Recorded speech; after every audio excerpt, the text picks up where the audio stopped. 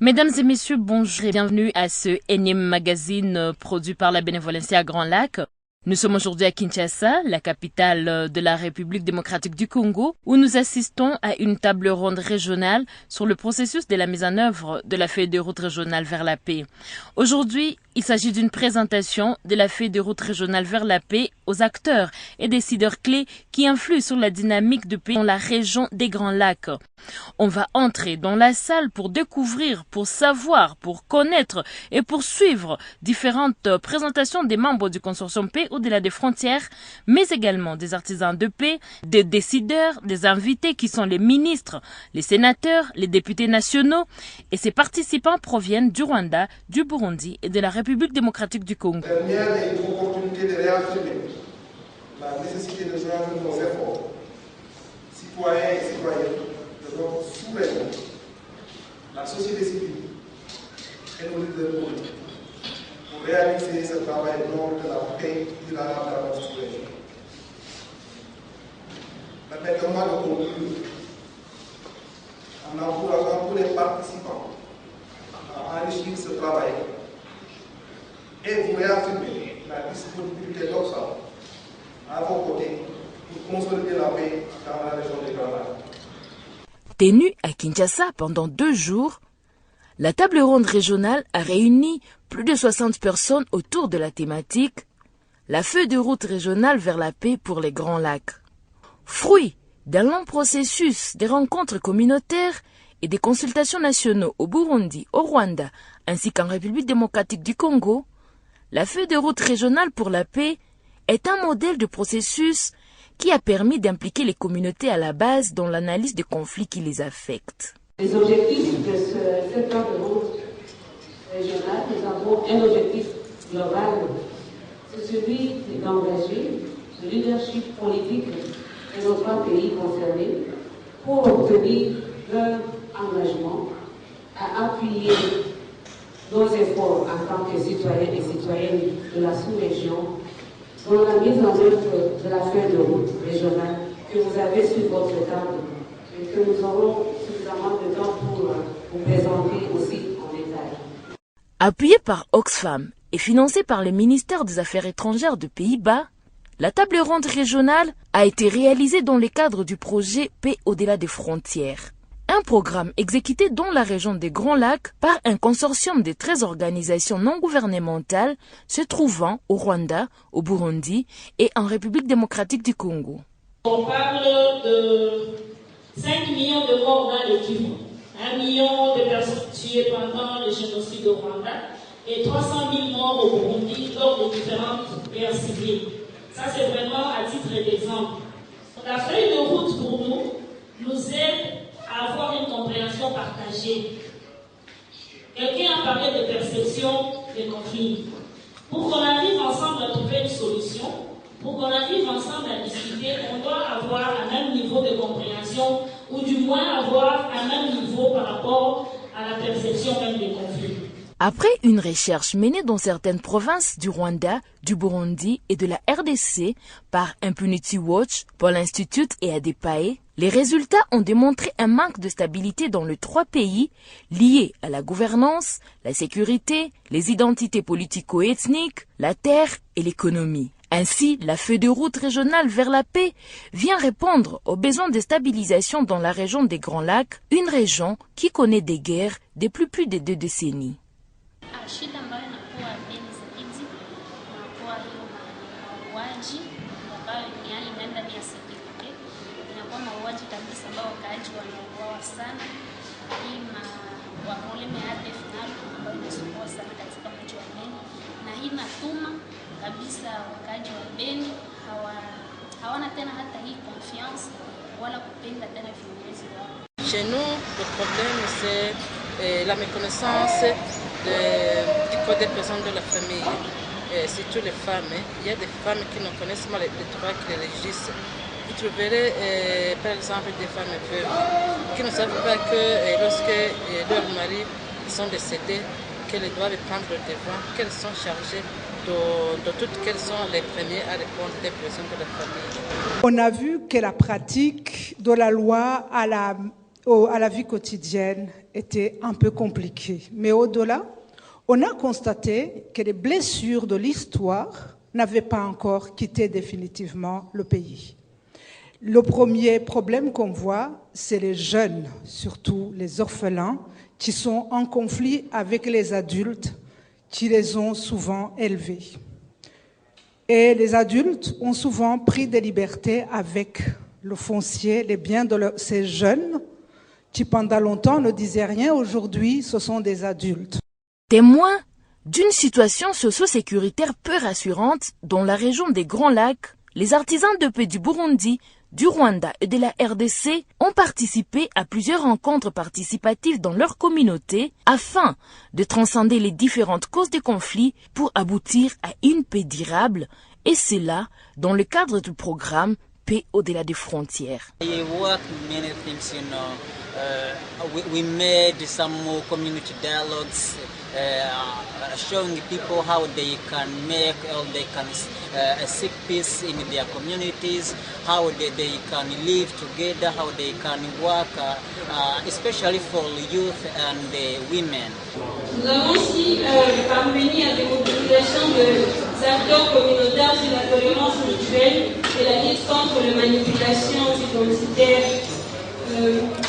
Par la suite aussi, nous avons mené des débats, des échanges avec des femmes, avec des autorités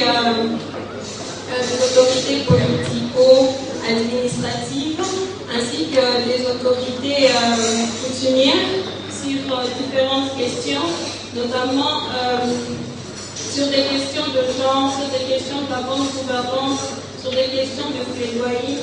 Et ces réunions d'échange ont abouti à une formation d'un carnet de mémoire en guise de l'instauration progressive d'un mécanisme de redevabilité.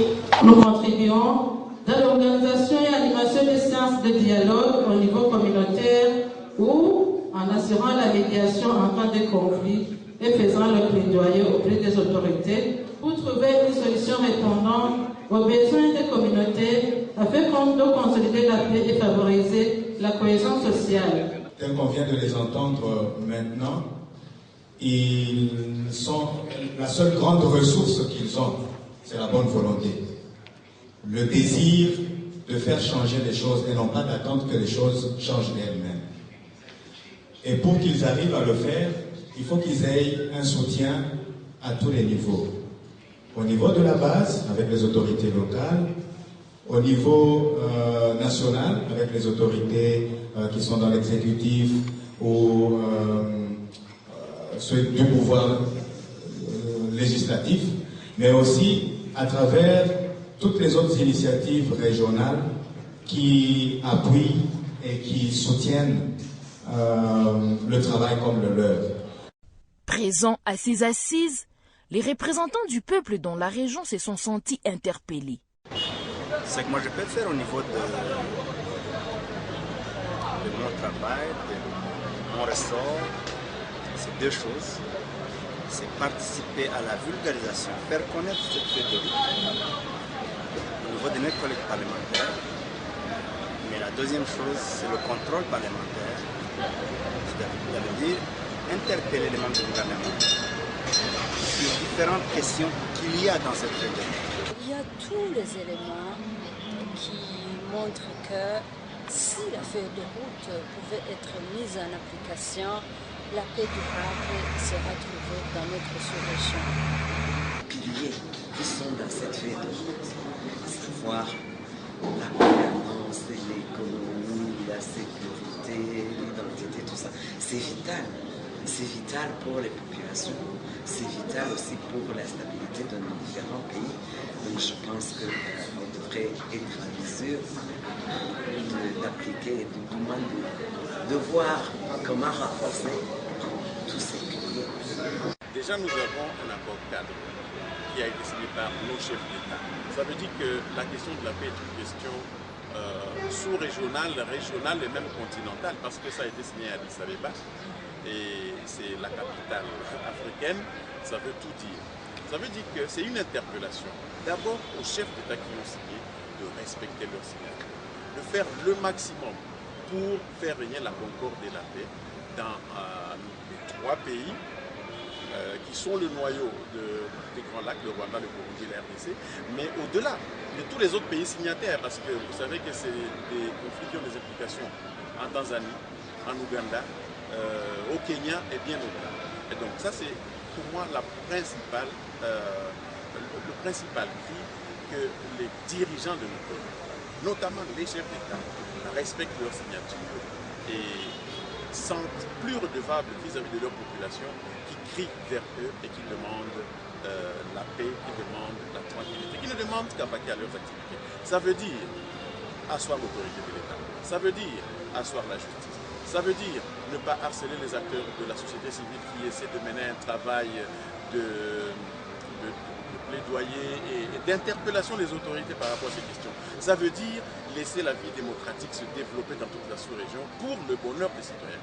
C'est vrai que la feuille de route régionale contient les avis et recommandations de la population face à la situation sécuritaire, économique, foncière, de gouvernance, mais également identitaire dans la région des Grands Lacs, c'est-à-dire au Burundi, au Rwanda et en République démocratique du Congo. Mais comment cela a été fait? Suivez. La première étape de ce programme, c'est la recherche. Nous savons qu'il y a une grande littérature par rapport à la question des conflits dans la région des Grands Lacs. Mais comme la situation est très dynamique, quand le programme a commencé, on voulait avoir un diagnostic propre du programme pour que ces diagnostics orientent les projets. Le résultat a consisté plus à mettre en œuvre des projets que nous avons appelés des projets urgents et à visibilité, des projets urgents à impact et visibilité rapide. Et le troisième résultat, c'était de mettre en place un environnement propice au dialogue, notamment cette table ronde régionale. Elle se place dans le cadre de ces résultats pour la recherche de cadres de concertation, cadres de dialogue.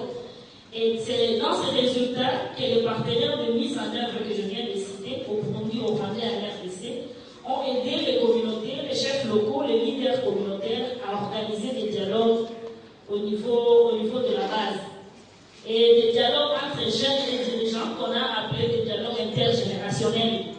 Voilà la quatrième étape qui est le quatrième résultat et le résultat le plus grand qu'on attend de ce programme, c'est justement la mise en œuvre de la feuille de route régionale vers la paix, qui est en fait pour nous le couronnement du programme. Et il y a la mise en place de ces parlements régionaux virtuels, il y a la mise en place du réseau d'artisans de paix. Il y a également la démobilisation et la réinsertion de 650 jeunes. Les artisans de paix qui viennent des organisations qu'on a mentionnées ici, RACO, JADEPAI, Accor, OAP, du Ami Kadri, dans les 3 pays de la région, c'est eux que nous avons essayé de mettre ensemble pour parler dans un dialogue ouvert, constructif, sur les différents facteurs moteurs clés qui ont été mentionnés gentiment par mon prédécesseur Gentil. Nous avons fait un travail scientifique avec Impunity Watch et toutes les autres organisations qui ont agi dans la recherche. Mais ces résultats devraient être confrontés à la réalité sur le terrain, en fonction des différents mécanismes. Il y a eu des dialogues communautaires, mais nous avons mis en place un secrétariat régional virtuel avec un parlement régional virtuel.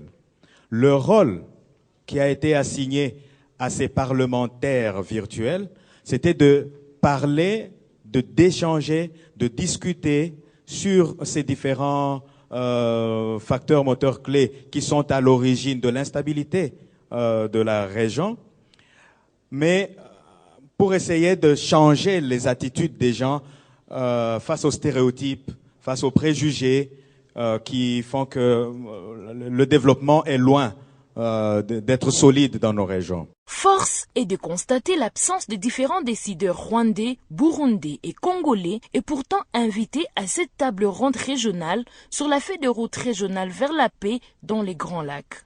La chose a vraiment avancé. Après la table ronde nationale, pour le Congo, la table ronde nationale qui a eu lieu à Bukavu, la réunion de restitution qui a eu lieu à Kinshasa, et aujourd'hui la table ronde régionale où les 3 pays sont représentés. Donc c'est véritablement un processus qui est en train de s'achever. C'est un parcours qui se termine aujourd'hui. Et c'est une bonne chose. Mais la seule chose qui me préoccupe un peu, c'est le niveau de représentation. Les organisations internationales et locales ont fait un travail impressionnant. Quand je vois la manière dont les décideurs sont représentés, ça me préoccupe. En termes de nombre, en termes de niveau. Moi, je pense que les décideurs peuvent ne pas accepter, mais les décideurs, des fois, ils profitent de l'ignorance de la population. Parce que tout ce qui est exécuté, tout ce qui est fait, c'est à cause de cette population qui ignore la loi, qui ignore ses droits, une population qui est facilement manipulable.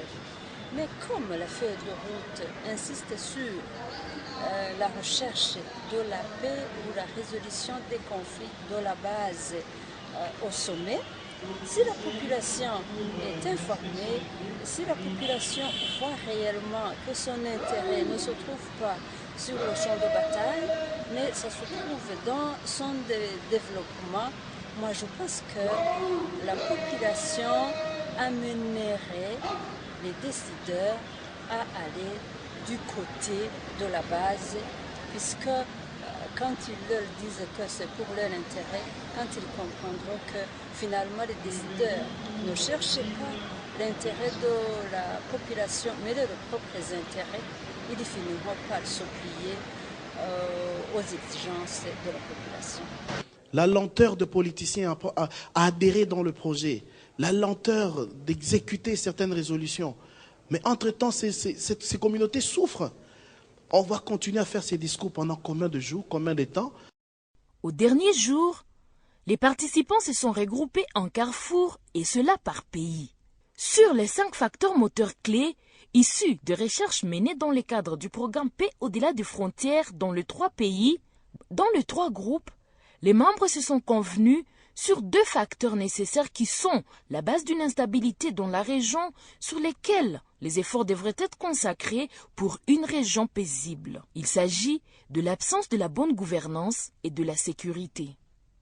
Parmi les 5 facteurs moteurs clés, il y en a 2 qui sont revenus de tous les pays. Donc ce qui veut dire que ce que nous sommes en train de dire, ce qui est ressorti de la communauté est vraiment pertinent. On ne l'a pas inventé. Sinon, il n'aurait pas eu aussi la même vision sur des choses où ils n'ont pas été contactés avant. Donc c'est ce qui montre vraiment que ce que nous sommes en train de faire peut avoir des chances. Mais évidemment, ça dépend de tout le monde, de leur engagement à tous les niveaux. D'après les recherches menées dans le cadre du programme Paix au-delà des frontières, sur le plan sécuritaire, la question des groupes armés est au centre des causes de l'instabilité dans la région des Grands Lacs.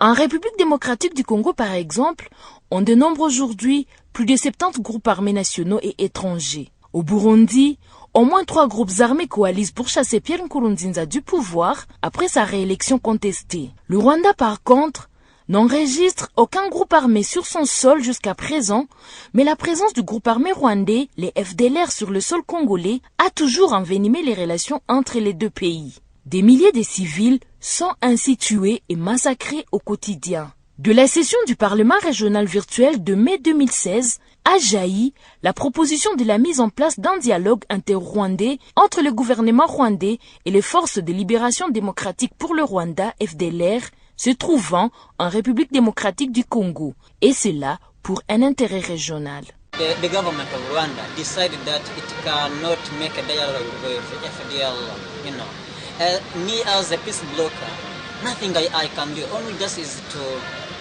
to say that they can make dialogue, diplomatic dialogues, like these three countries, their leaders. They can make dialogue so that they can take a decision or how to abolish or to exclude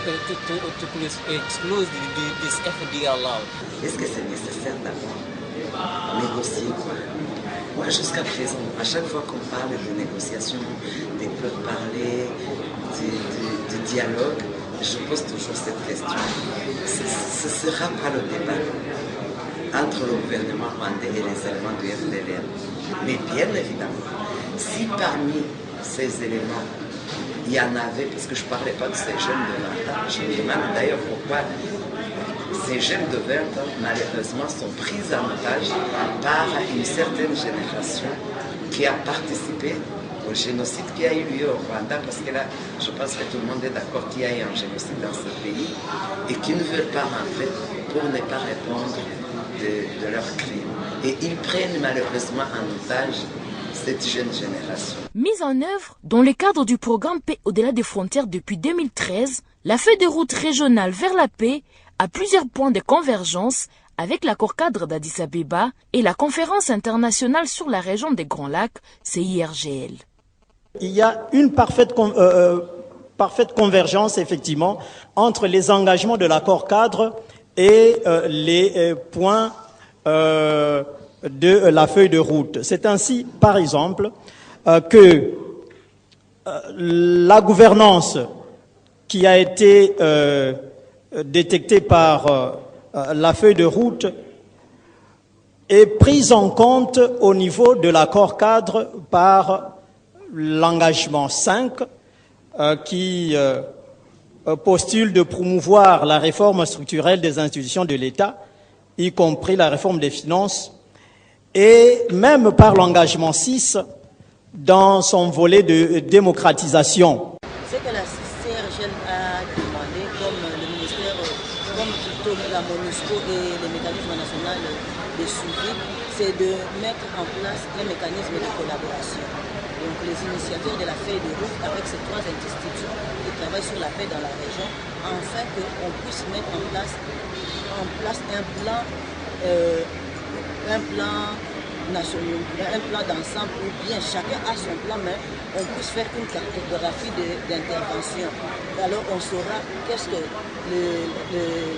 Oxfam et la feuille de route feront, interviendront où, quand et pendant combien de temps la CIRGL intervient, quand, et à la fin, bien périodiquement faire l'évaluation pour les meilleurs résultats. Il reste encore des choses à faire.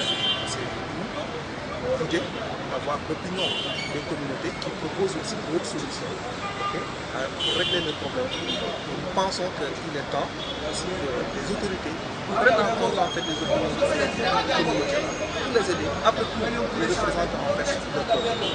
Il va de soi que le premier bénéficiaire sera bien entendu les gouvernements, les trois gouvernements nationaux qui pourront alors intégrer cela dans leur programme. Les participants ont montré leur position sur la continuité de ce programme, la mise en place de mécanismes de suivi, mais aussi l'alignement de la feuille de route régionale vers la paix dans des programmes régionaux et nationaux existants.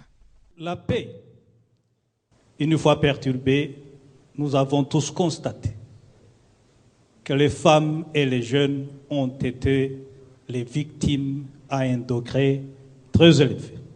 C'est pourquoi cette paix que nous voulons bâtir doit rencontrer la participation des femmes et des jeunes.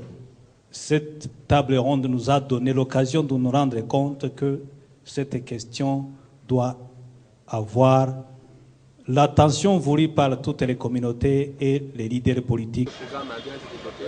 Ça fait quelques années qu'ils sont occupés vraiment à faire de bonnes choses. Je pense que c'est important dans ce contexte de vraiment cibler l'équipe, parler aux communautés locales, mais aussi